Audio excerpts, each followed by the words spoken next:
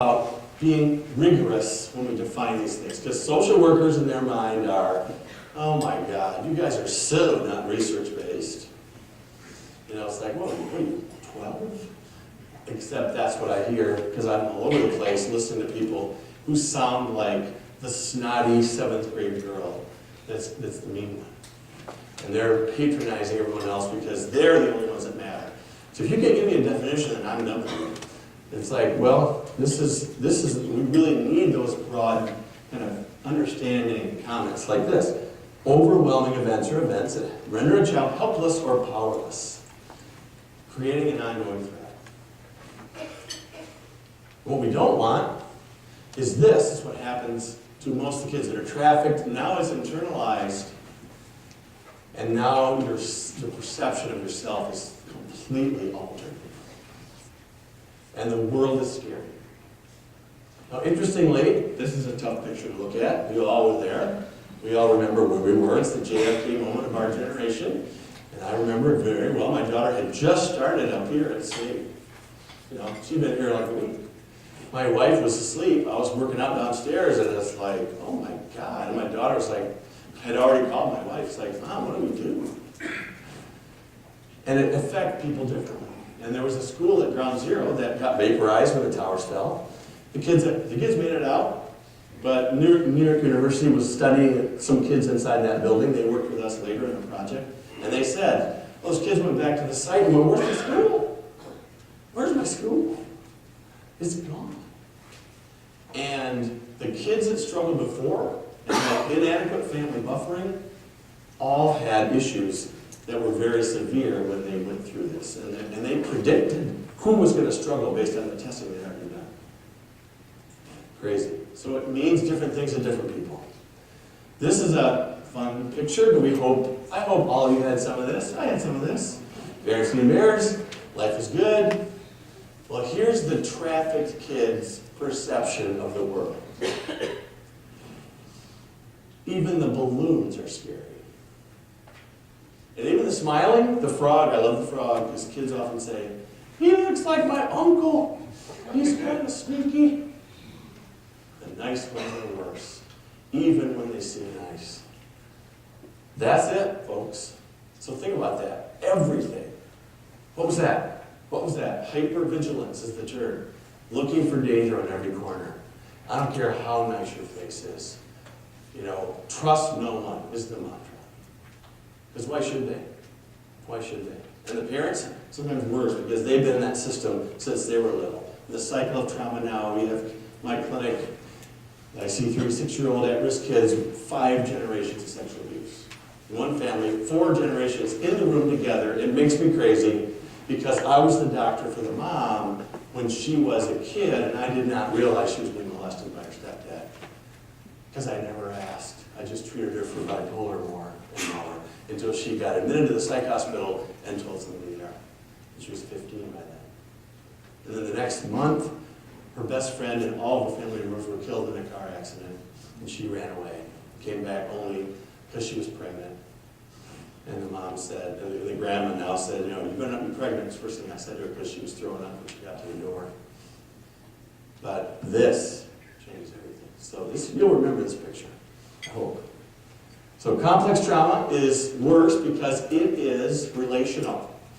There's something biological about your parents are not supposed to hurt you, especially the mom. The caregiver gene is set up to not hurt your kid unless you're impaired by substance abuse, mental illness, or trauma, or all 3.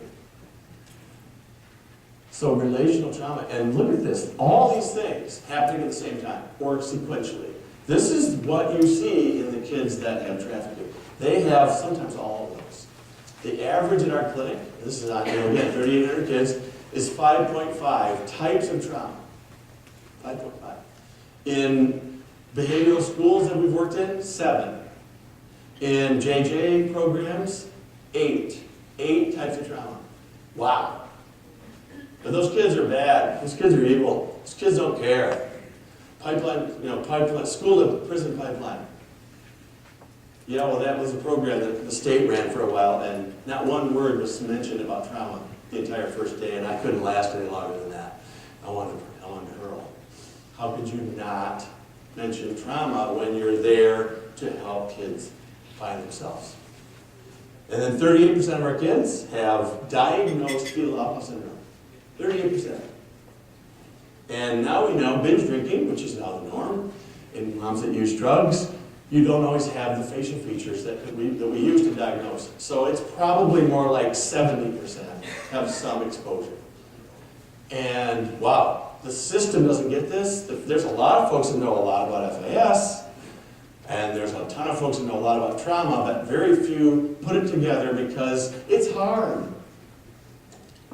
We're the only ones. We wrote a paper in 2007 that described our assessment protocol, and the numbers, it was 380 kids we published on. We've had calls from 31 different countries. How come nobody else is doing this? That's what we always get. It's like, because they don't think Western would be like the experts. So they ask the first thing, well, how come Harvard's not doing this? How come Yale's not doing this? Because they're not looking.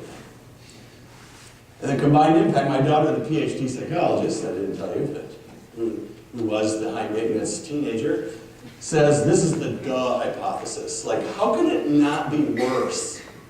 And yet people go, I don't know, how do you know that? It's like, how do you not know that? And we showed that. 1 + 1 = 5. And it's not limited to foster kids. A lot of my rich doctor friends, that haven't talked to their kid in a while because she doesn't want to sit in their lap and doesn't want public affection. It's like, what are you, 9? Don't you understand normal adolescent girls?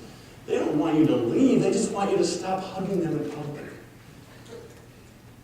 And I told you that we were golfing 3 years ago and you thought I was from Mars. Now you're calling me back and going, so what was that about public display of affection? And she wants me to wash the car before I take her to school. And she wants me to drop her off a block from the building. She wants me to shave and wear a hat. Yeah, I've been there, dude. How's that feel? At least she's talking to you. But here's one of my rich kids that turned into a heroin addict. Too much money, too little free time. Too much free time, too little time with my dad. That was his comment. And I asked him what your dad thinks of you. He said, I disgust him. And when I asked the dad, who was a prominent citizen in Kalamazoo, he said, yeah, that's pretty much it. It's one of those, can I push pause on the DVR of life and knee him in the nuts? Just because I think I'll get off with like a weekend in jail. I think it might be worth it. And people wonder why the high school my daughter went to is now called Heroin High. Because that many kids are doing it. And you put the parking lot in there, it looks like Beverly Hills 90210. All right, so this is a picture drawn by a trauma victim who is now an adult, an artist, and she helped us with impact of trauma in childhood as an adult. And you look at that picture, it's tough to see, and you may not be able to read it all, but loss of memory, blockage, lips are sealed. I love the helpless on one arm and pent-up fist on the other. That's so common with our kids. One minute they're helpless and paralyzed, the next minute they're kicking ass and taking names. And then loss of mobility, can't move. And then the biggest thing on this picture is the dead zone in the genitalia. And a lot of our sexually abused girls are promiscuous, and nobody can figure out why they keep doing that. And they'll say to us in group, I have to feel something. I know that guy's a loser. But you know what? For that moment, he wanted me. And that was enough until we were done. And then I thought, God, what an idiot you are. And then it's all my fault. Which is this picture. More of a traditional rape victim, testimony, but yet this is what they feel like people are saying to them. And a lot of our kids that are trafficked have also told their mom about abuse from a boyfriend, and the mom hasn't believed them. And recently I had a case up in the North Michigan, and this kid told her mom 6 different times over 3 years, and her grandma, and the grandma didn't believe her till she saw a sex picture from this 41-year-old predator after they moved. And then they believed her. And they wonder why she doesn't trust them. It's like, okay, it was only, was it 4 years you didn't believe her? When she started telling, she didn't tell you for 3 years. And then when she did, she got the answer. I don't believe you. Now, this next picture is important because that woman on the right is a great example of failure to protect. It's the worst thing ever for parents that can't protect their kids from harm. And moms have that face. That face says it all. And it's one of the things we see a lot of times that's really the hardest thing to do. Is I couldn't do that. I see it now with the grandmas I see that are taking care of their kids, and they are. And I used to not talk about it because I didn't want to because I was afraid that they'd hurt me. Now I have to talk about it. It's amazing how much they appreciate talking about it. Sometimes one time only, they won't say anything after that, but at least they know that I know. So the event is what we've always worried about, and the event was what we all cared about. Substantiated maltreatment. Did it really happen? And when Jim did his PhD, he interviewed 95 kids that had disclosed sexual abuse. And every one of the kids he talked to had the same comment. He said, the question I get from everybody is, are you sure? Are you sure? Because if you're sure, Uncle Johnny's going up the river, going to permanent timeout, blah, blah, blah. And some of the kids that are young say, I just wanted to say sorry. But the event is only part of the puzzle. The impact goes on. And often it's the problem. It's, the ripple effect that goes on and on and on. And this is a bad PowerPoint example of this, but we certainly forget the impact. If we're working with the kids, wasn't that 2 years ago? Wasn't Joey 2? Wasn't that like when she was a baby? And the impact, if not handled, just keeps swelling and keeps growing and taking over everything. So resiliency is a concept that we really think is important. We build our whole model on it. And it's not strength-based. If strength-based people are out there, they're going to hurt me because they don't like this. But strength-based is fine, but it does not go to the story. It says, you're smart, you're talented, you're musical, you're good at school. Man, didn't that happen a long time ago? Message, let's not talk about that. Let's talk about all the good stuff. If you don't honor their story and handle that past, it will come back like a boil with a Band-Aid on it. It will come back. Different timing. We have to know this. Resilience is a balance of adversity versus strengths. So, there's a lot of research on resiliency, very interesting. I do a whole lecture on it. There are two categories that are protective. Just to be brief, because I know we're getting close to the end here, 13 minutes left. The first category is basically called mastery. Intelligence is part of that. Intelligence about 2/3 inherited. But smart kids survive. Smart kids do better. It's not fair to the kids that aren't. But if we know a kid I saw a kid recently, 127 IQ. I told the adopted mom, and I got almost nothing from her. Like, there was no gush. What she said to me later was, that's why he's so good at pulling wool over our eyes. That's why he's so good at being manipulative. Whoa. That's not what I meant, because 127, that's like 97th percentile. That kid could be a PhD student. And at 25, he's probably going to thrive somehow because of that. Talent in other areas, problem-solving skills, all those things are huge. Motivation to succeed, the give a shit level. I love it. That's a kid, 12-year-old told me that. My give a shit level for schools minus 8 million. I did that. I said, when is it high? He goes, video games. I said, oh, Barbie dress up? Yeah, right. Call of Duty, dude. Call of Duty 37 or whatever it is. Because that motivated him, and the video game designers now read what they write. They're 23. They're 25. They know that if a kid has 1 second of downtime, he will push pause or leave the game. So they basically control the action so the kid never does that. Oh yeah, and we can compete with that with Ferris Bueller's teacher. Bueller. Anyone. I'm sure you'll enjoy this one. Wonderful science lecture. My passion is obvious. It's like, oh my God, shoot me! If kids have genetic dopamine issues, their drive is automatically low.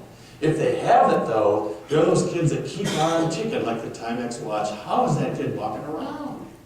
Wow. Self-efficacy, as my 3-year-old granddaughter used to say, I do it myself. I do it myself.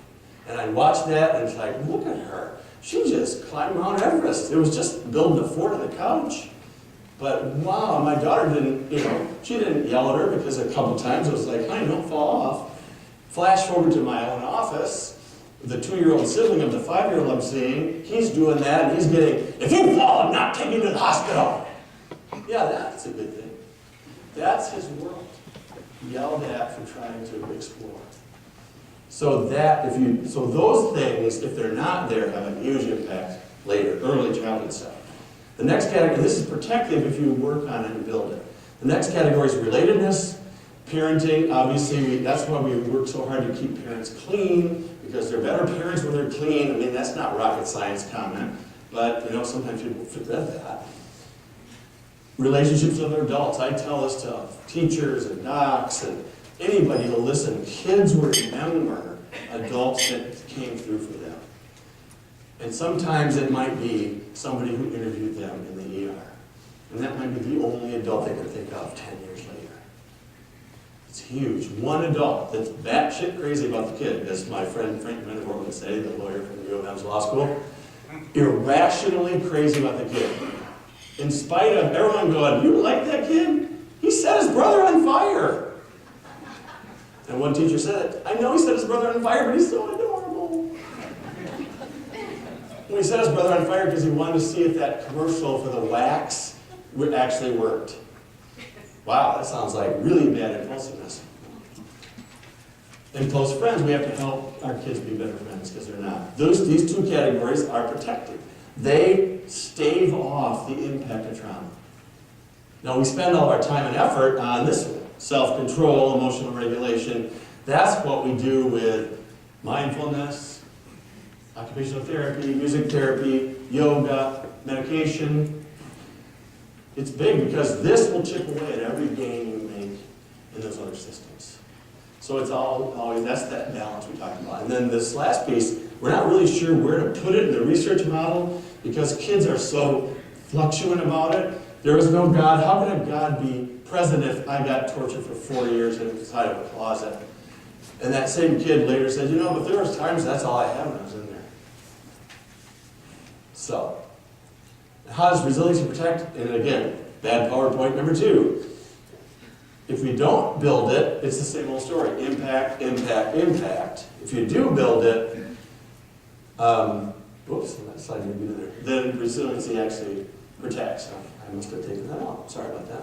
Secondary trauma, we have whole conferences on this. This is the cost of helping. It's normal to feel like crap when things went well. You do an interview, the pit gets busted, FBI's there, film at 11, high fives all around, and as one guy told me, how come it feels like I got kicked in the nuts? Because it's hard. And if there's no way to process this, you won't do it again. Or you might not be able to sit with that next kid. And that's what the hospital system is really bad at.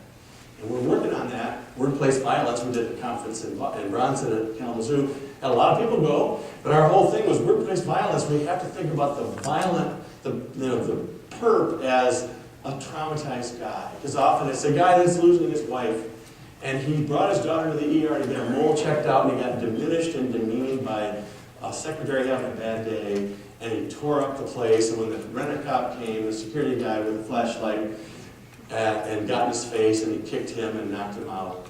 And then 4 cop cars came, and the guy went to prison, went to jail. And then people said, oh, his wife died of cancer.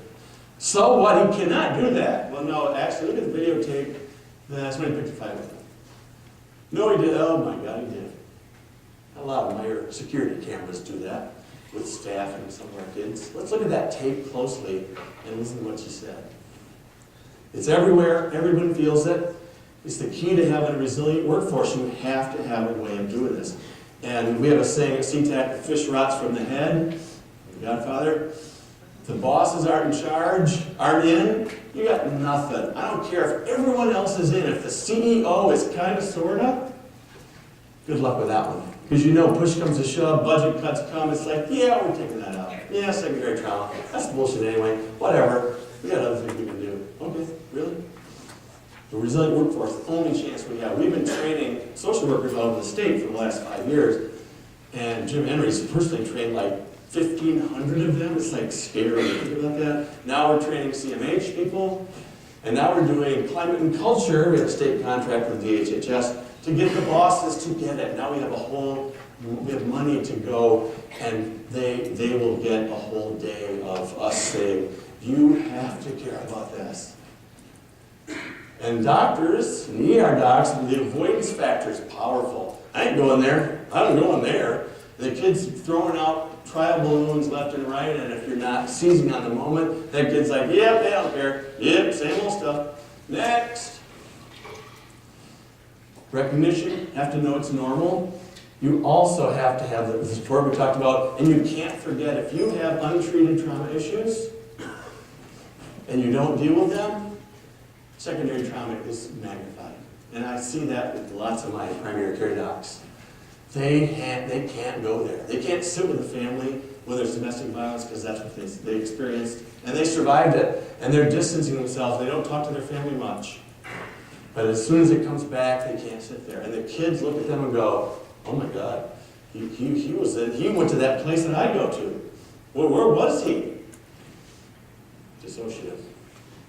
So let's finish with, I'm going to skip to this one slide because I want you to see it. So the brakes and accelerator is important. It's the way the brain works. Simple, yet super complicated. Everything we do now in our treatment programs involve balancing those pedals, because you have to. And the brakes is the prefrontal cortex and the forehead, and the accelerator is more primitive. I'm trying to make it easy. So here, I'm going to skip to the picture because I know we're running out of time. But this picture I've kind of become somewhat famous for. It's the Winnie the Pooh chart. I left the cartoon characters in because the parents liked it more than the kids. So we're looking, this is energy, not emotion, energy. And we want kids to be in the Goldilocks zone, just right energy level. We stole this from the OTs. And we want to be there. So if the adults and the kids are all in Goldilocks, guess what? Nothing bad can happen, by definition. Doesn't mean everything can be fixed, but nothing bad can happen if we're there. Now my brain is weird enough, everything I do is based on this stupid diagram. It's in my head now. So I've been using it for about 10 years. And I'm not talking about flat robot. Look at all the variation. Guess why 5-hour energy commercials say, the 2:30 fade. That's because 2:30 sucks. And if I was doing this talk at 1, oh my God, shoot me. It's not because it was after lunch. It's because from 2 to 4 is the lowest arousal point during the day for about 90% of the population. Go to Starbucks or Big B's at 1 and watch the sales reps come in and IV caffeine for their afternoon. It is incredible, and everyone I've ever been at, it's been that way. So it's a research project. Low energy is Eeyore. We like it. Not sad Eeyore, low energy Eeyore. Boredom is big. Traumatized kids get bored. They can't handle it. Because normally bored kids are supposed to go up to the middle. That's what they're supposed to do. That's the normal. That's probably an evolutionary feature in our brain. Tigger levels, we all go there. Talk about politics for a second. Can you go to a family discussion and mention the current administration and not have a fight about it? Probably not, unless everybody's on the same page, one way or the other. But, passion is Tigger. I get like that right now. I'm pretty close. It's energy. And ADHD kids, wow, they're there 24/7. People that don't believe in ADHD have not sat with a 6-year-old that has driven by a motor hyperactivity. Because you can't fake that, folks. Now, traumatized kids can fool you because they can look like that episodically when they're stressed. And then Tigger on crack, my favorite. We'll finish with Tigger on crack because you laugh, but that's fight or flight. That's when you lose it. When you cross that line between Tigger and Tigger on crack, your left side of the brain shuts down. Now there's 4 or 5 fail-safe mechanisms that allow you to think about it before you go. It's kind of not a predator, stand down, not a predator. But a lot of kids, when they're in that limbo, say all sorts of horrible things, especially if they're residential or in an ER setting, and stuff flies out. Sometimes it's useful stuff because they can't hold it back. But once you go there and you're committed, your body is literally saying, fight to the death or run for your life. Or in some of the girls we see, they're frozen like the gazelle that's too close to the lion in the Nat Geo video. And they're hoping that their camouflage works because and the wind doesn't change direction. But that is what we deal with, folks. And the wiring that happens because of all this shit that's happened to the kids, prenatal exposure to drugs, prenatal stress, trauma of any kind, all makes that wiring faulty. And then you get this, the shift from ER to back and back and forth and back and forth. And this looks like bipolar, doesn't it? That's why so many kids get diagnosed, because it must be, because no one could swing like that, except all the kids we see. And so if you have that in your head, the treatment does not become, geez, how high of a dose can I push the Seroquel in? How high, can I give Seroquel and Abilify and Risperdal all at the same time? Well, somebody's doing it, because we get kids like that all the time. 3 bipolar meds when they have post-traumatic stress and their mom doesn't have it either. And their trauma goes back to the Civil War.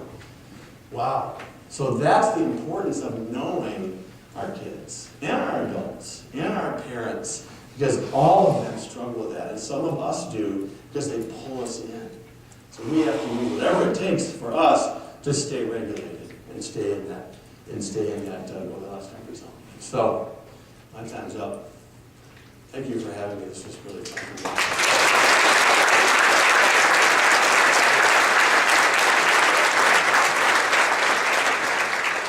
I didn't actually finish all the slides, but you'll see for yourself when you get them. So. You know, we can take a minute here if there's anybody that has a quick question before we take our break.